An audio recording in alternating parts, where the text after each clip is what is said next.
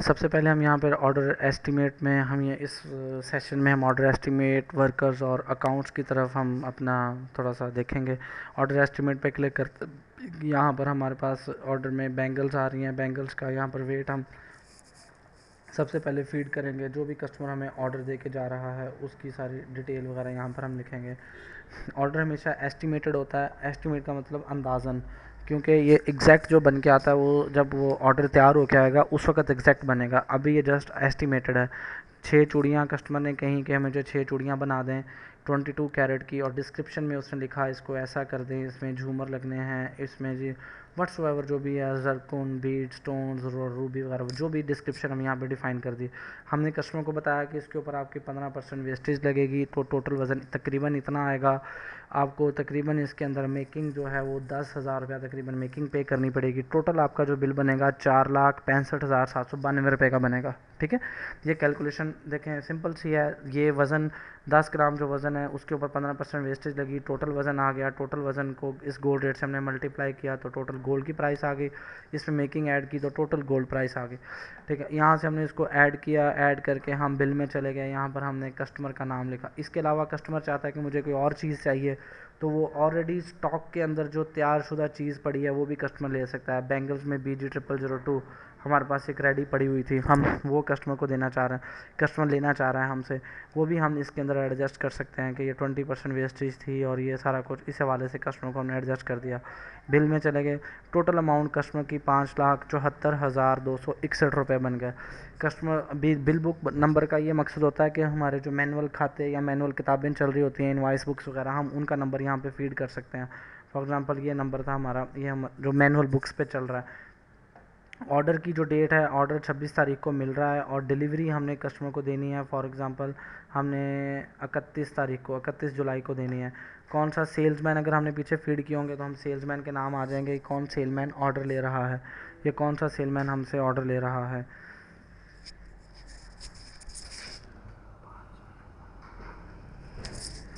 और यहाँ पर हमने कस्टमर का नाम यहाँ पे फीड कर देना है। कस्टमर का नाम है जी जनाब तनवीर। ठीक है जी, यहाँ पर ये तनवीर हमने कस्टमर का नाम लिख दिया। एड्रेस यहाँ पे लिख दिया LAH लाहौर लिख दिया।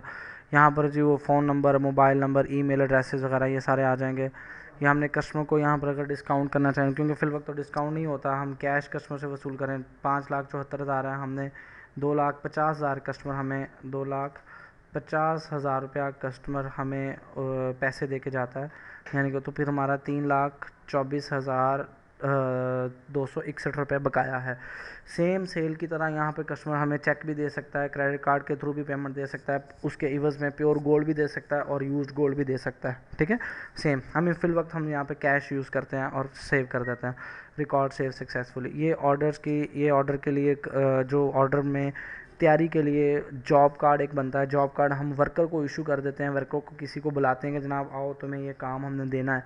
हम वर्कर को वो काम डिलीवर कर देते हैं कि यार ये काम तुमने बनाना है। और ये ऑर्डर एस्टीमेट की रिपोर्ट आ जाती है, बिल आता है, जो बिल हमने कस्टमर को देना होता है कि कस्टमर को पता लगे मैं इतने पैसे दे के ये चीज़ मैंने बनवानी है और इतना पैसे लेना है, इतने पैसे मैंने देने हैं या लेने हैं, जो भी हिसाब किताब है। सेम ऑर्डर में अगर कोई गलती हो जाए, ऑर्डर एडिट भी हो सकता है, ऑर्डर डिलीट भी हो सकता है, और ये तमाम काम ऑर्डर एस्टीमेट में हो सकते हैं। इसके बाद हम जब ऑर्डर एस्टीमेट हमने सेव कर लिया, आप ये देखें कैश पे हमारा इफ़ेक्ट यहाँ पर ये देखिएगा। Accounts, current asset, current asset, cash in hand, cash in hand, cash in hand, ये हमने रिपोर्ट ली। ये रिपोर्ट हमें बता रही है कि cash receive from order number 1 2,50,000, 2,50,000 आपको कैश ऑर्डर के अगेंस्ट हमें आ चुके हैं। ये हमने कर लिया। ऑर्डर जब सेव करने के बाद हम उसको स्टॉक में बढ़ाएंगे। सबसे पहले ऑर्डर आइटम पे क्लिक करेंगे। यहाँ पर हमने ऑर्डर नंबर 1 सेलेक्ट किया, एंटर किया और उससे रेलेवेंट तमाम आइटम्स यहाँ पर आ गई। ऑर्डर नंबर 1 के अगेंस्ट हमारे पास ये आइटम्स हैं। उसके ऑर्डर नंबर 1 में हमने ये आइटम्स बुक की हुई हैं। उसका वज़न 100 ग्राम 876 मिली था। जब वो ऑर्डर, मैंने आपको पहले भी बताया था कि ऑर्डर हमेशा एस्टिमेटेड होता है। ऑर्डर जो एस्टिमेटेड होता है, एस्टिमेटेड के बाद जब वो तैयार होके आया, 100 ग्राम 876 मिली थी, वो तैयार होके आया 110 ग्राम इशारिया 980 मिली का। ठीक है, और 15% उसके ऊपर वेस्टेज ऐड हुई, पर ये टोटल वज़न हो गया। उसके ऊपर अगर हमने काट फीड करनी है, 6 रत्ती 8 रत्ती काट हमने फीड कर दी। लैकर के पैसे हमने उसके अंदर फीड कर दिया कि 500 रुपया इसमें हमारे लैकर के इंक्लूड हुए और 10,000 रुपया हमारे इसके साथ कस्टमर की मेकिंग हमने पहले भी डिफ़ाइन कर ली थी।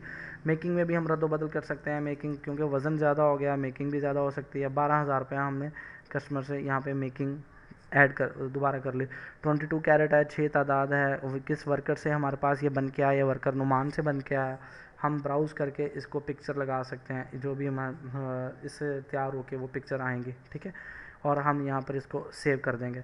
अब ये चीज़ हमारे स्टॉक में बढ़ जाएगी। इससे देखें स्टॉक रिपोर्ट्स पे क्या इफ़ेक्ट जाएगा। जब हम कंप्लीट स्टॉक रिपोर्ट लेंगे वो ये बताएगा कि 2 आइटम्स आपके पास स्टॉक की जो और स्टॉक में पड़ी हुई हैं वो ऑर्डर के लिए पड़ी हुई हैं, आपने ऑर्डर के लिए उसको बुक कर लिया हुआ है। ये बैंगल्स BG002 उससे रेलेवेंट ये ऑर्डर फॉर ये है BG004 और ये ऑर्डर के लिए आया है, ठीक है।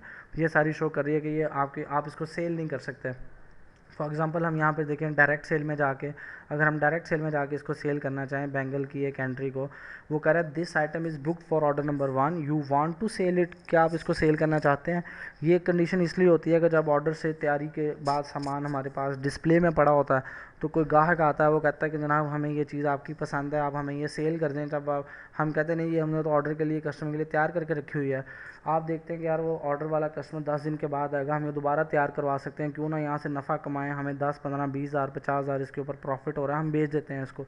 वो बेचने के लिए आप यहाँ पर आ सकते हैं। अदरवाइज़ जो ऑर्डर की सेल है, जो ऑर्डर की बुक हुई चीज़ है, वो ऑर्डर सेल में से ही सेल होगी, डायरेक्ट सेल में से सेल नहीं होगी। ये ऑर्डर सेल का पोर्शन है, यहाँ से वो सेल होगी। ऑर्डर नंबर 1 पे हमने क्लिक किया, ये ऑर्डर नंबर 1 की आइटम नंबर 2 आ गई, ठीक है।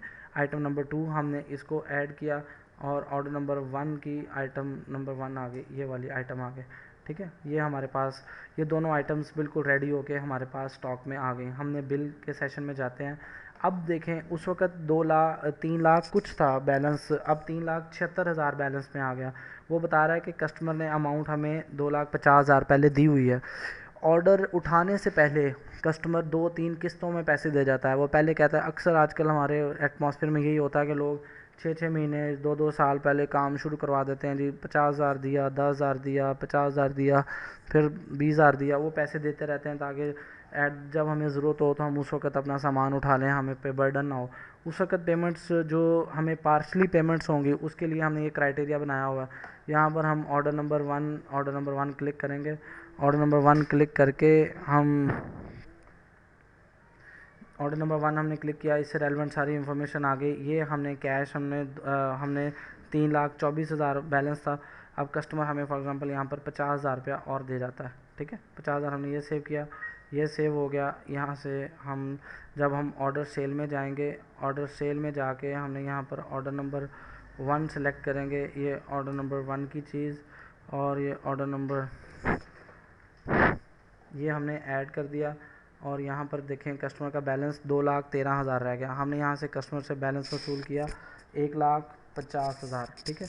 अब वो 63,000 कस्टमर उधार कर गया। हम इसको सेव करेंगे, रिकॉर्ड सेव सक्सेसफुली। ऑर्डर का हमारा पोर्शन ख़त्म हुआ। हम बाद में